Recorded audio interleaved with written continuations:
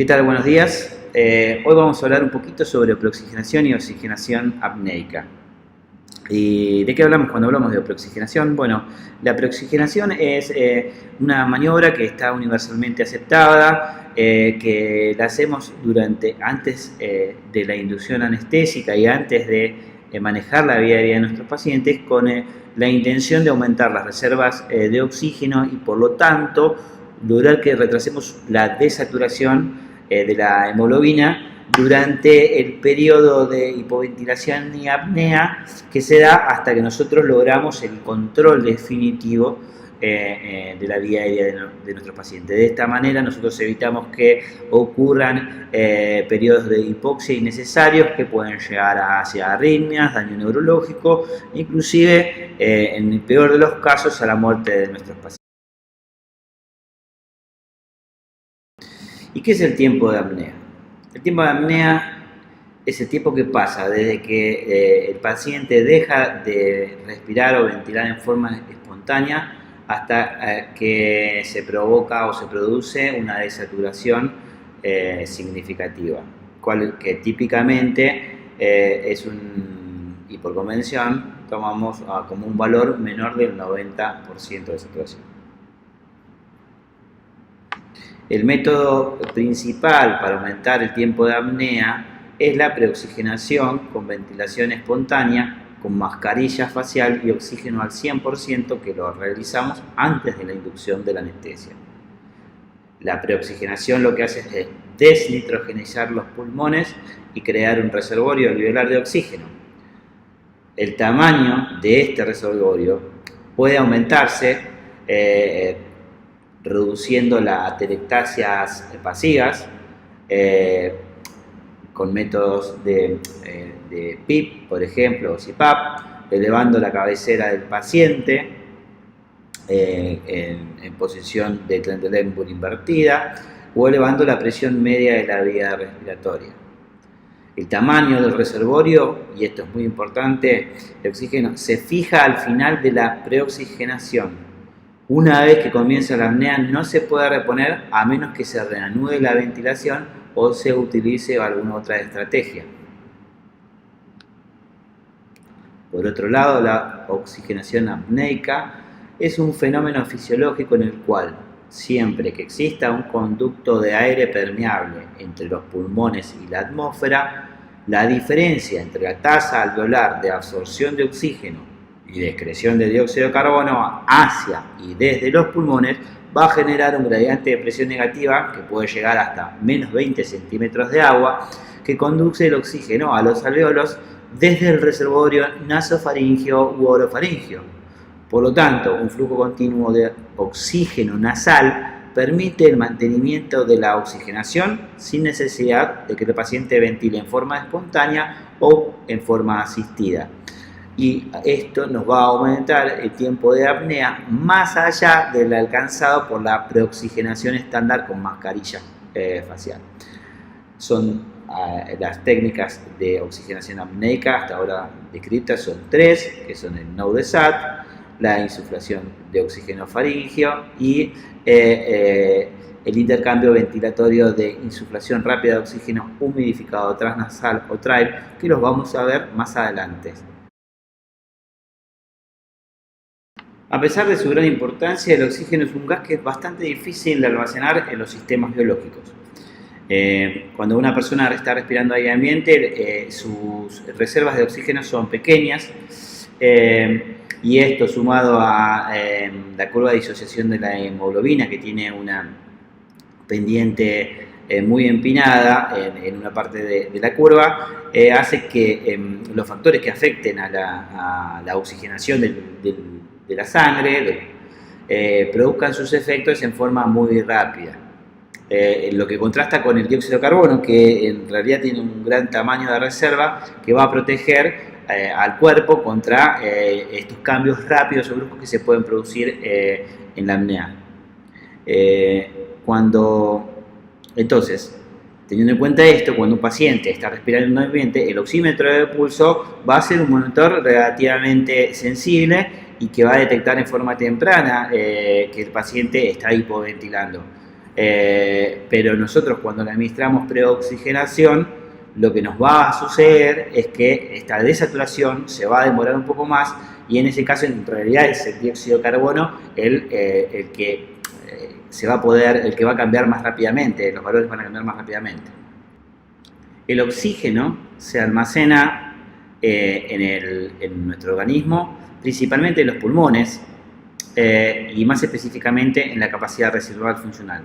También se encuentra en combinación química con la hemoglobina en la sangre y también en menor proporción disuelto en relación a la presión parcial de oxígeno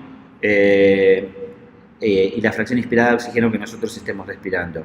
También se disuelve en menor parte en los tejidos y otro poco está en combinación con la hemoglobina. Lo importante de esto es que cuando nosotros hacemos una preoxigenación, en donde se va a producir el mayor aumento en las reservas de oxígenos, es justamente en la capacidad residual funcional, ya que como podemos ver, puede aumentar desde unos 450 a 500 mililitros hasta unos 3000 mililitros. Y como podemos ver en esta curva, durante la preoxigenación, el primer aumento rápido en lo que son las reservas de oxígeno se producen en la capacidad residual funcional. Y el resto del oxígeno, sobre todo el que va disuelto en los tejidos y en los líquidos corporales, lo va haciendo en forma progresiva pero mucho más lento y en realidad su contribución a lo que es la reserva total es mucho más pequeña y escasa.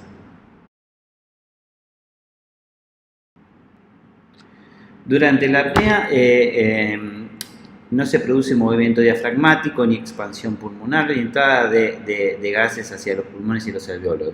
Sin embargo, el consumo de oxígeno corporal permanece bastante constante y es alrededor de unos 230 mililitros por minuto. Esto trae en consecuencia que la concentración de oxígeno en los alvéolos vaya disminuyendo en forma rápida debido a un agotamiento progresivo de las reservas del mismo.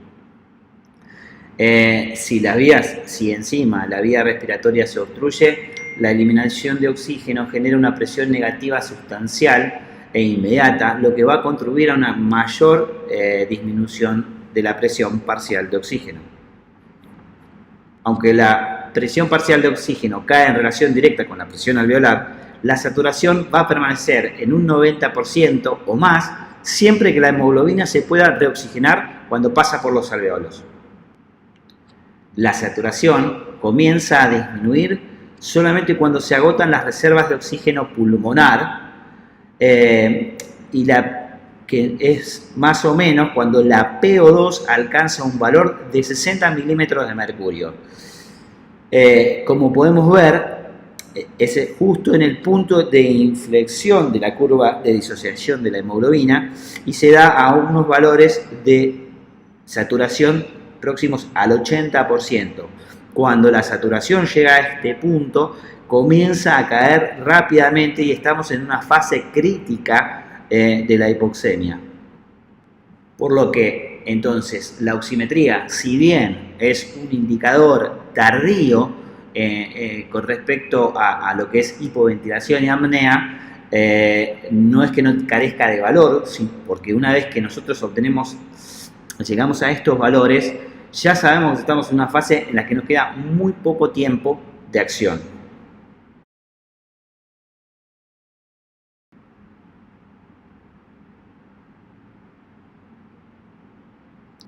La oxigenación apneica es un fenómeno en el que la diferencia en la tasa de excreción de dióxido de carbono y absorción de oxígeno generan un motor de flujo gaseoso. En el adulto que se encuentra en apnea, el consumo de oxígeno promedia unos 230 mililitros por minuto, mientras que la excreción del dióxido de carbono a los alvéolos se limita simplemente a unos 20 mililitros por minuto. y el resto de la producción del dióxido de carbono, que es un 90%, se amortigua dentro de los tejidos corporales. El volumen de gas en los pulmones inicialmente va a disminuir debido a la tasa de intercambio de gas negativa neta de 210 mililitros por minuto. Por lo tanto, se va a crear un gradiente de presión entre la vía aérea superior y los alvéolos. Mientras la vía aérea se mantenga permeable, esto va a dar como resultado un movimiento masivo de oxígeno a través de la tráquea hacia los alvéolos, lo que va a prolongar el tiempo de apnea. A diferencia de lo que pasa con el oxígeno, el dióxido de carbono no se elimina de la misma manera y se va a empezar a acumular de forma tal que en el primer minuto puede llegar a subir entre 8 a 16 milímetros de mercurio la presión parcial de dióxido de carbono y luego se mantiene constante en un aumento gradual de 3 milímetros de mercurio por minuto. El éxito de la preoxigenación, de la oxigenación apneica depende de la permeabilidad de las vías respiratorias para permitir que el oxígeno ingrese a los pulmones apneicos. Si el paciente se obstruye, no solo el volumen de gas pulmonar va a disminuir rápidamente, sino que la presión intratorácica también lo va a hacer a un ritmo que va a depender de la tasa de consumo de oxígeno y de la distensibilidad de la pared del tórax, lo que va posteriormente a conducir a una disminución mucho más marcada y rápida de la presión parcial de oxígeno. Cuando nosotros logremos, a través de alguna maniobra, aliviar la obstrucción de la vía respiratoria, se va a producir un flujo rápido de oxígeno hacia los pulmones con una fracción inspirada alta cuando se reanude la reoxigenación. Por eso es importante seguir manteniendo o seguir tratando de suministrar oxígeno hacia la vía aérea superior, aunque estemos en apnea y tengamos signos de obstrucción. Por último, lo que limita la oxigenación apneica es la acumulación progresiva de dióxido de carbono, porque en la mayoría de las técnicas que utilizan la oxigenación apneica, el dióxido de carbono no se va a eliminar, va a ir aumentando progresivamente, llevando a una acidosis respiratoria que va a tener como consecuencia la producción de trastornos en la contractilidad, producción de arritmias y fallas en la conducción intracardíaca. Eficacia y eficiencia de la preoxigenación. ¿De qué estamos hablando cuando hablamos de esto? Bueno, la eficacia va a depender de la técnica que hayamos utilizado para efectuar la preoxigenación y de que la hayamos hecho de manera correcta. Y lo vamos a medir a través de el oxígeno, de la end-tidal de oxígeno, o bien del end-tidal de nitrógeno al fin de la expiración. También podemos utilizar la presión arterial, presión parcial en sangre arterial de oxígeno. Y en cambio, la eficiencia de la preoxigenación básicamente hace referencia a cuán efectiva fue en nuestro paciente, y depende de nuestro paciente, esa maniobra de preoxigenación para prolongar el tiempo de apnea. Es decir, una maniobra de preoxigenación fue eficiente si prolonga el tiempo suficiente el tiempo de apnea para llevar a cabo las maniobras que necesitemos llevar en el paciente determinado. Tenemos que tener en cuenta que el saturómetro no es un buen medidor de la eficacia y de la eficacia de la preoxigenación, ya que a veces tenemos un 100% de saturación en un paciente y en realidad todavía nos falta bastante tiempo para llenar el reservorio de oxígeno y de que el paciente se logre desnitrogenar. Por el contrario, el hecho de que uno tenga una saturación que no llega a 100% o que no está en aumento durante la desnitrogenación no implica necesariamente que la preoxigenación haya fracasado, porque hay pacientes que por ahí tienen un shunt intrapulmonar importante y a pesar de que uno logró un gran reservorio o logró realmente llenar los reservorios pulmonares de oxígeno, el paciente a pesar de todo eso sigue hipóxico y da valores de saturación más bajos.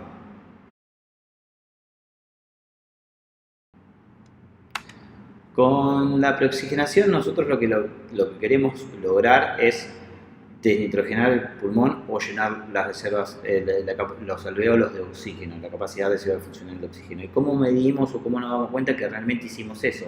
Bueno, lo que tenemos que hacer es medir el oxígeno al final de la expiración.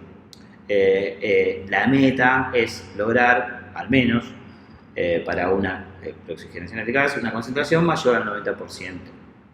Y también podemos hacer una medición del nitrógeno expirado y que tenemos que ponernos una meta objetivo que sea menor o igual al 5%.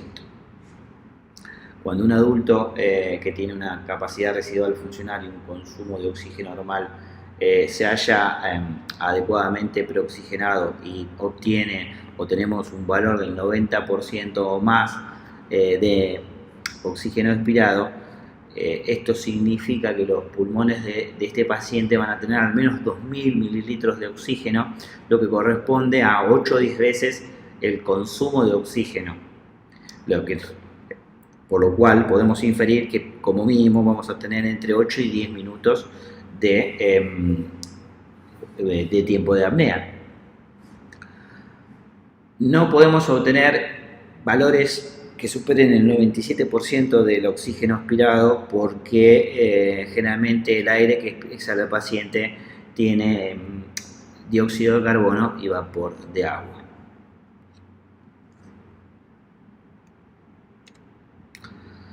Debido a que nosotros estamos utilizando un flujo de oxígeno para provocar la ventilación alveolar y lo hacemos a través de un circuito de anestesia, la preoxigenación va a ocurrir en 2 etapas secuenciales que están de acuerdo a las constantes de tiempo de los reservorios que hay que llenar de oxígeno, que son el circuito de anestesia y la capacidad residual funcional del paciente. La constante de tiempo es el tiempo que se necesita para que un flujo que ingresa a un recipiente sea igual a su volumen. ¿Cuál es la importancia de esto? Es que realmente vamos a necesitar aproximadamente 4 constantes de tiempos para que la concentración de oxígeno de la capacidad residual funcional llegue a valores que superen el 95%. De esto también se desprende que para acelerar la desnitrogenación es aconsejable que hagamos un lavado o un precebado del circuito de anestesia con un alto flujo de oxígeno antes de que le apoyemos la máscara facial al paciente en la cara. Otro de los aspectos que vamos a tener que tener en cuenta es que durante la preoxigenación tenemos que usar una tasa de flujo de oxígeno que evite o elimine la reinhalación de los gases que expira el paciente. Los factores que van a afectar la eficacia de la preoxigenación son la fracción inspirada de oxígeno, la duración de la respiración, o sea, la duración de todo el proceso de preoxigenación y la relación entre la ventilación alveolar y la capacidad residual funcional. Esto es debido a lo que vimos acá en la constante de tiempo que se necesita para llenar los pulmones.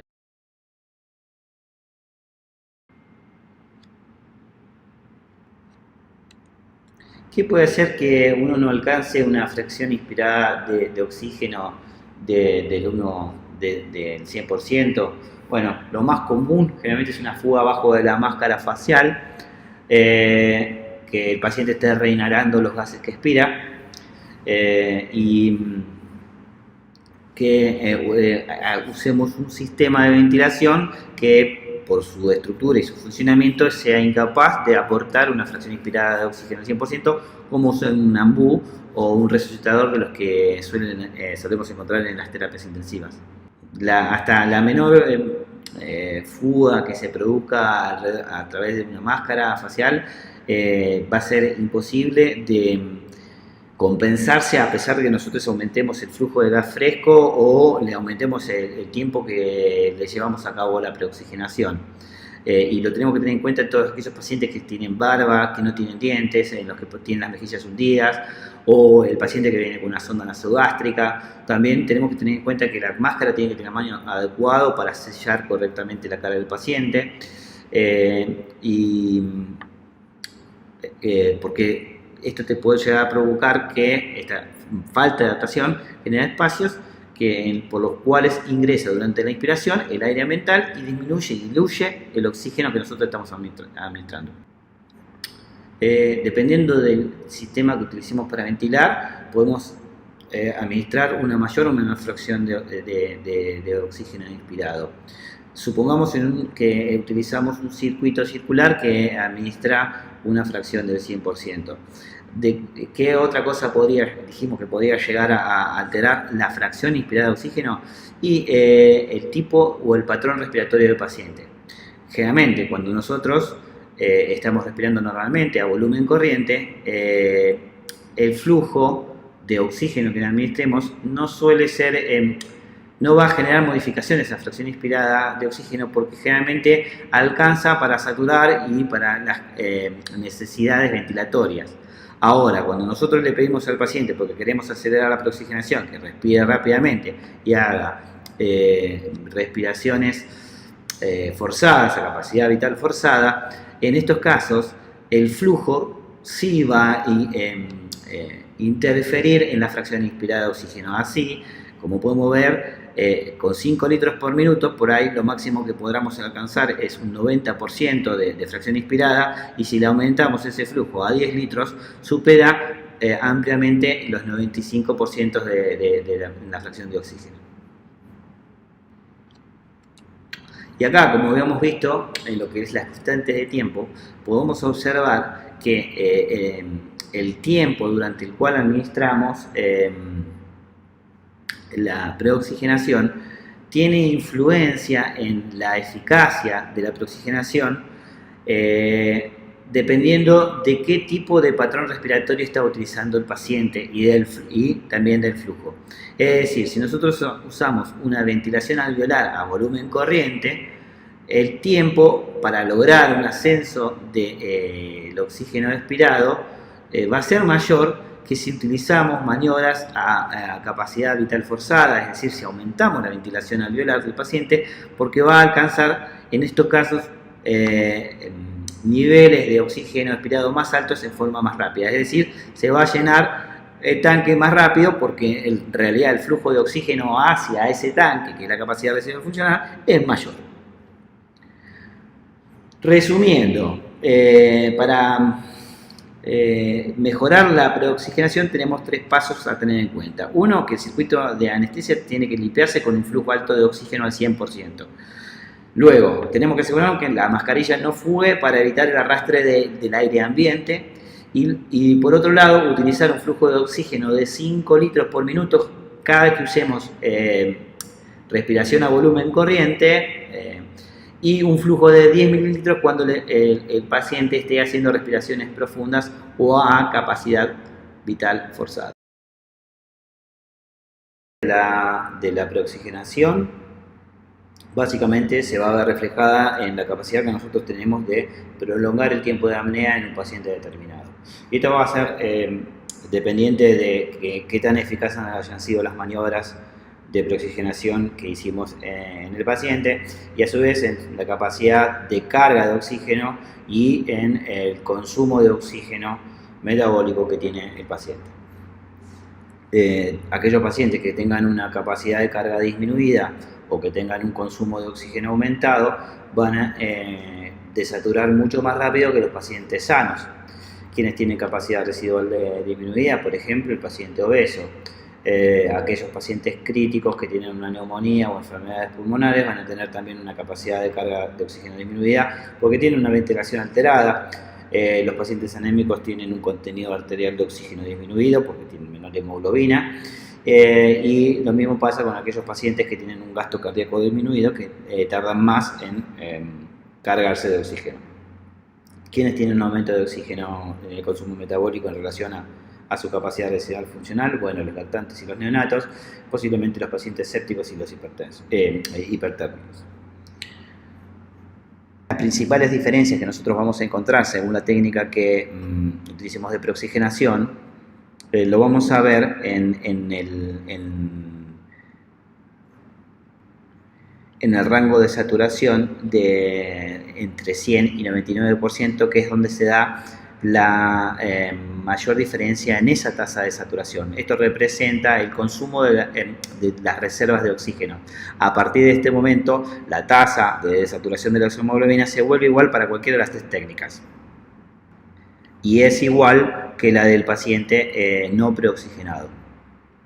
Entonces, esto que vemos aquí representa la eficiencia de nuestra técnica de preoxigenación.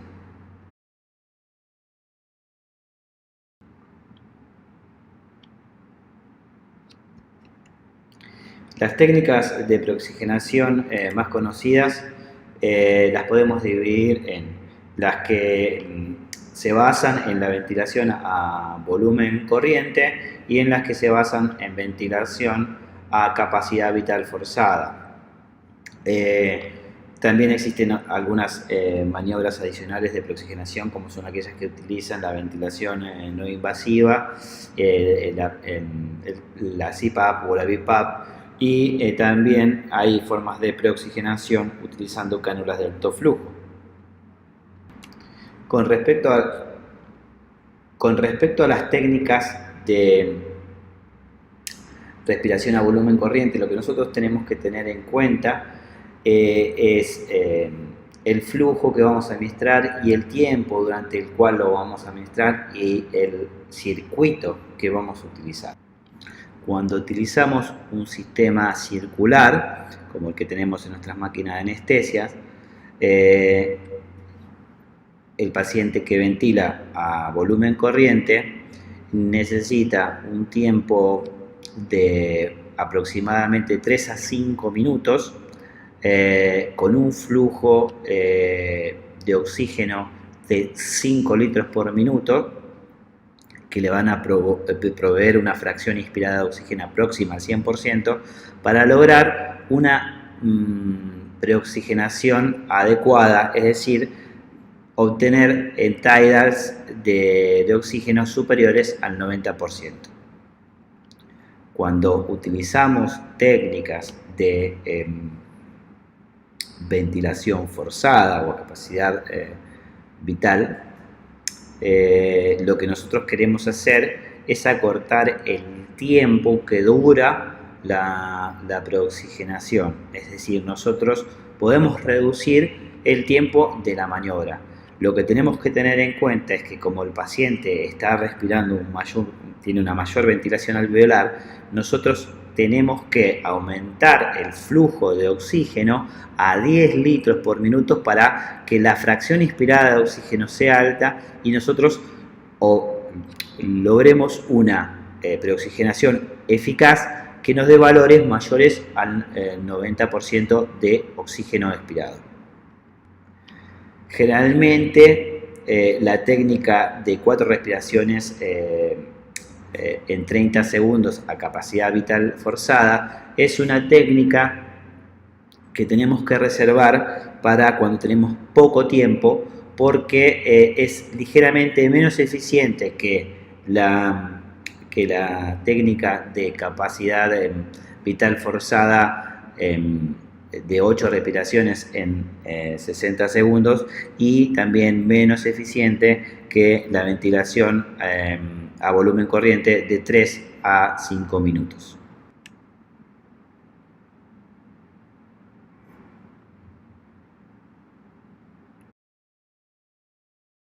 Algunos pacientes en los que la capacidad de carga de oxígeno está disminuida, como por ejemplo son aquellos que tienen una disminución de la capacidad residual funcional, como son los pacientes obesos o los pacientes POC, tenemos algunas maniobras que nos permiten disminuir las atelectasias de compresión o aumentar la presión media en la vía aérea para abrir esos alvéolos que están colapsados y mejorar la eficiencia de nuestra preoxigenación. Las maniobras que mayormente utilizamos son la posición de Trendelenburg invertido, que esa generalmente la reservamos para los pacientes obesos, aunque se puede hacer en todos los pacientes. Y por otro lado, el uso de técnicas de ventilación no invasiva con presión positiva, como son el CPAP o el BiPAP, han demostrado que logran mejores tasas de tiempos de apnea que en pacientes críticos que cuando se utilizan técnicas convencionales.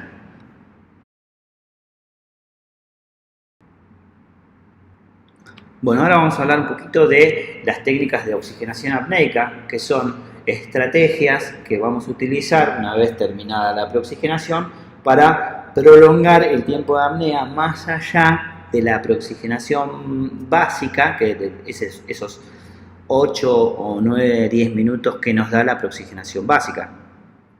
Las técnicas más conocidas son una de ellas es la NO-DESAT, que es oxígeno nasal durante los esfuerzos para acelerar un tubo. Es decir, básicamente esto es lo que se le hace, se le pone una cánula nasal al paciente por debajo de la máscara facial, conectada a un flujo bajo de oxígeno, y bajo significa que no supera los 15 litros por minuto.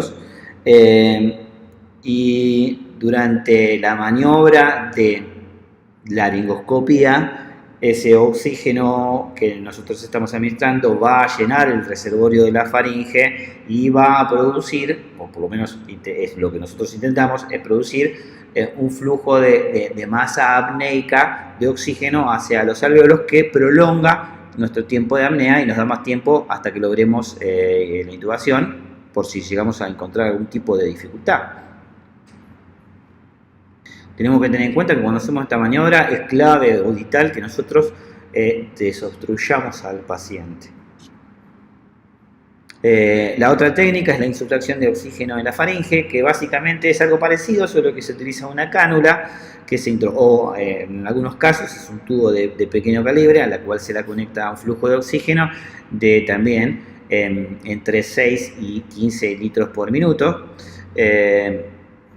lo que también nos permite prolongar un poquito el tiempo. La otra técnica es la administración de alto flujo de oxígeno calentado y humidificado transnasal, o TRIVE, que básicamente se hace con las cánulas de alto flujo. Estas fueron descritos por primera vez en el 2015 por Patel y Nuarey, y se le administraba oxígeno humidificado y calentado a un flujo de 30 a 70 litros por minuto a pacientes adultos, utilizando esta cánula que es la OptiFlow, y un sistema que suministra el oxígeno humidificado y calentado a través de la nariz. En voluntarios sanos y despiertos, el TRIVE demostró que durante 3 minutos a 60 litros por minuto era igual de eficaz la preoxigenación como si usáramos 3 minutos de máscara facial a volumen corriente con 10 litros por minuto.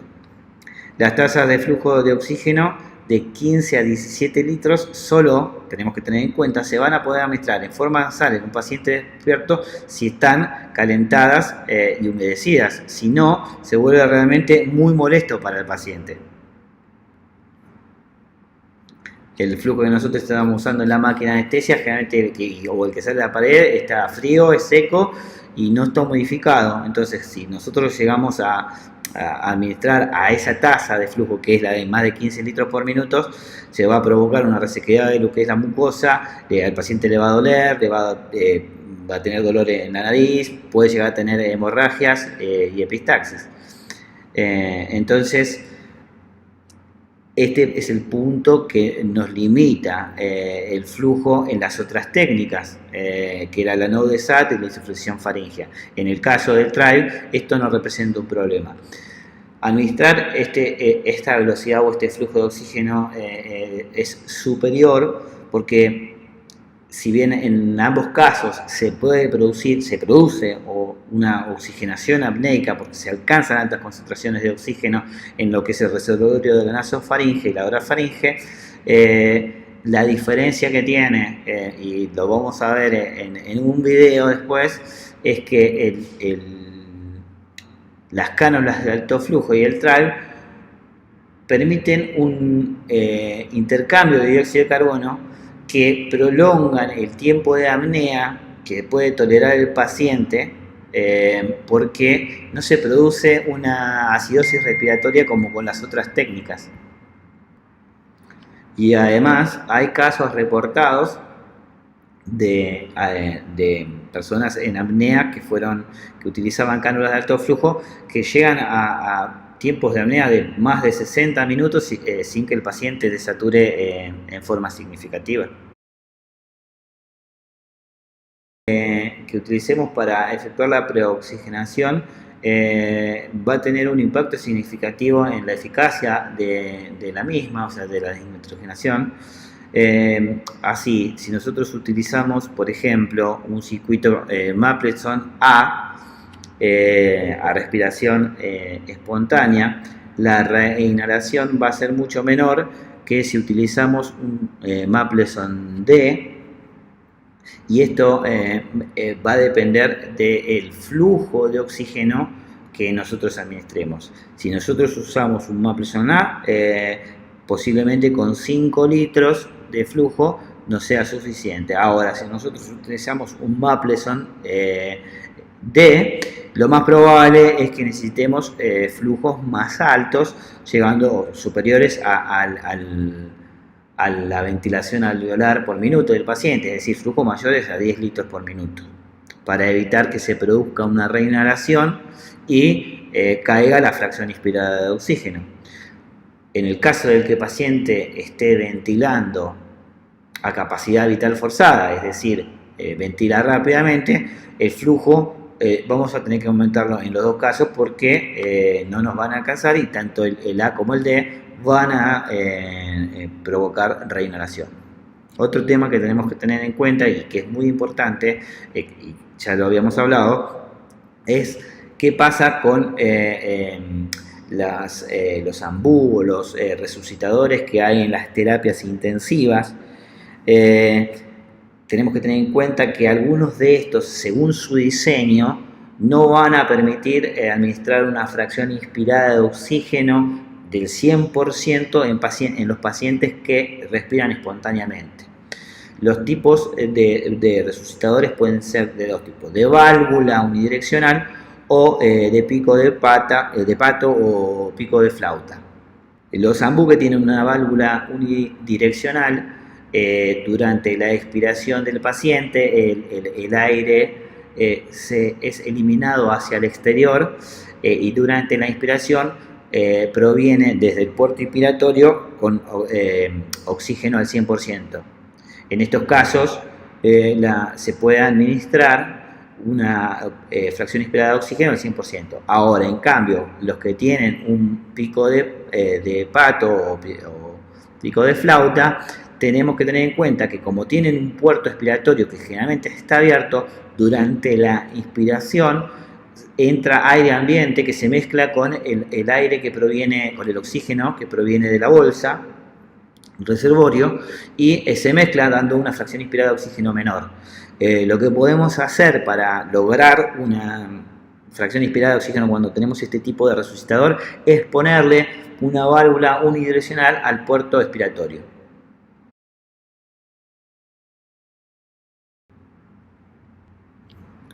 Bueno, hay algunos pacientes que son los que vamos a tener que tener algunos recaudos porque su tiempo de saturación va a variar con respecto al paciente sano. Ya habíamos dicho que si un paciente no es preoxigenado, la desaturación se produce rápidamente en el término del minuto de los 60 segundos. Si nosotros lo preoxigenamos, podemos llevar ese tiempo de apnea a unos 9 minutos. Los pacientes obesos, habíamos dicho que tienen su capacidad residual funcional disminuida porque tienen elevado el diafragma por el contenido de las vísceras abdominales. ¿qué es lo que pasa? Se achica el reservorio. A su vez, muchas veces estos obesos tienen un volumen de cierre de la vía aérea mucho menor, lo cual los lleva a tener atelectasias, y en estos pacientes la preoxigenación es mucho menos eficaz y eficiente que en el adulto sano. Lo que nosotros tenemos que hacer, era lo que habíamos dicho, poner al paciente, para mejorar ese tiempo, poner ese paciente en Trendelenburg invertido o aplicarle presión positiva durante la ventilación con máscara para reclutar unidades alveolares. De esa manera lo que estamos logrando es aumentar el reservorio. La mujer embarazada le pasa un poco lo mismo. La mujer embarazada tiene un reservorio, una capacidad residual funcional disminuida porque el útero gestante desplaza el diafragma hacia arriba. A su vez, la preoxigenación suele ser más rápida porque como las pacientes embarazadas tienen una ventilación alveolar aumentada por una frecuencia respiratoria mayor, y una menor capacidad residual funcional, se preoxigenan un poquito más rápido que el resto de los pacientes. Los pacientes críticos también suelen desaturar más rápido, y esto me gustaría que lo tengan en cuenta, porque ahora en la pandemia del COVID nos ha pasado que nos llaman a las terapias intensivas y nosotros preoxigenamos, y a veces preoxigenamos con el AMBU del paciente, y pasa lo que habíamos hablado en la filmina anterior, que no logramos que el paciente logre una buena desnitrogenación, justamente porque no estamos aplicando una fracción inspirada de oxígeno alta, y posiblemente estos pacientes se vean beneficiados con una preoxigenación utilizando presión positiva con alguna técnica de CPAP o PIPAP. De los lactantes y de los infantes, seguramente esto es materia de pediatría, así que lo vamos a ver en otro momento. La preoxigenación es un estándar de cuidado básico y necesario para todos los pacientes antes de la inducción anestésica. Así que a pesar de que hay descritas algunos tipos de complicaciones, ninguna de ellas se constituye en una contraindicación formal para llevar a cabo la preoxigenación. Una de las complicaciones propuestas es la intubación esofágica inadvertida. Esto es porque si nosotros preoxigenamos al paciente y utilizamos el oxímetro de pulso como un indicador de intubación, lo que vamos a encontrar es que un retraso importante, porque el paciente que está preoxigenado tarda al menos 8 a 10 minutos en desaturar. Para corroborar la intubación esofágica existen otros métodos, y el gold estándar hoy por hoy es la capnografía. Por lo tanto, en realidad la intubación esofágica inadvertida no es una verdadera complicación de la oxigenación apneica, por lo menos a mi entender. La producción de atelectasias pasivas, esto es decir, nosotros si ventilamos con oxígeno al 100%, pues los alvéolos llenos de oxígeno cuando el paciente entra en apnea van a reducir su volumen por una difusión del oxígeno hacia la sangre, que no es intercambiado por otro gas. Pero como luego de este periodo, este tiempo es muy corto, en realidad es poco probable que produzca atelectasias que sean significativas y que no puedan ser resueltas con simples maniobras de reclutamiento pulmonar una vez que el paciente esté intubado. Otra de las complicaciones es la producción de radicales libres o formas reactivas del oxígeno, pulsar oxígeno al 100%, pero la realidad es que con el tiempo que se hace la preoxigenación, que es un máximo de 5 minutos, es poco probable que realmente esto tenga un significado clínico, una traducción clínica en algún tipo de patología. Lo mismo pasa con la vasoconstricción por hiperoxia secundaria a concentraciones arteriales de oxígeno muy elevadas.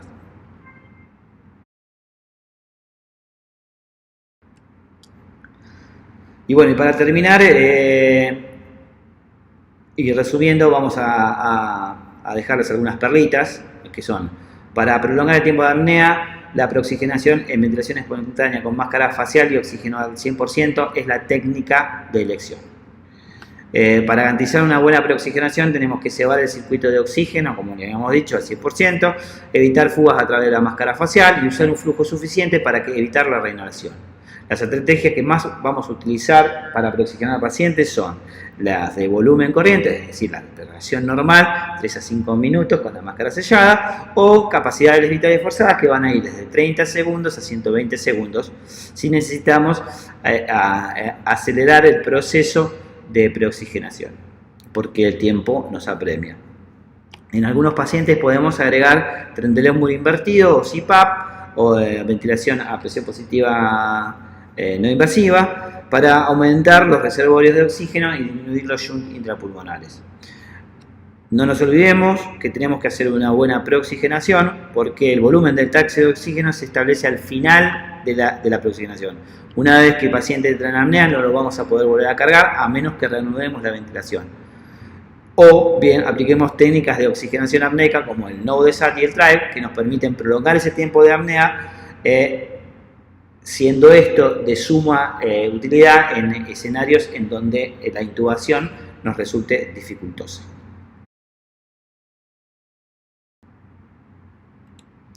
Muchas gracias por su atención y nos vemos en la próxima clase.